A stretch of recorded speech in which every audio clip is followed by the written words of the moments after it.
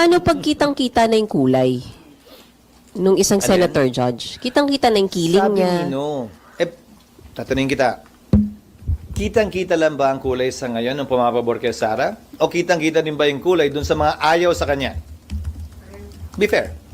If you want to be fair, it cuts both ways. Diba? So, kayo naman, ang kinokot yun sa mga tanong niyo, yung isang panig lang ang kino-question, hindi naman yung kabila.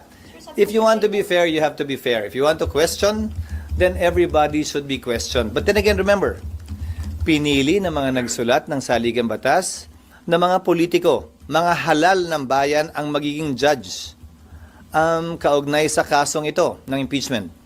So, kasama na marahil yon sa tinimbang nila at sinukat nila nung pinagpasahan nila na mga senador na halal, mga congressman na halal, ang may malawak na papel kaugnay na impeachment dahil wala naman tong kulong, wala naman tong bayad. Ang kapalit lang nito ay pagkakatanggal sa pwesto. Sir, may epekto ba sa integrity ng impeachment court yung a couple of days later, nakita yung two senator judges with VP Sara who is being accused? Hindi para sa akin na sabihin yon. Again, that is referred to the sound judgment and decision of the impeachment court judges. Kung may hihiling in open court nun, that will be addressed to them.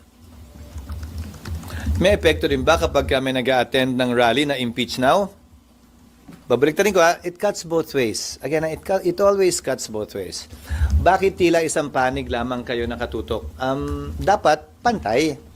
Ngayon, ang korte walang pinapanigan at walang dapat panigan. Kaya ko sinasabi ito na pantay dapat.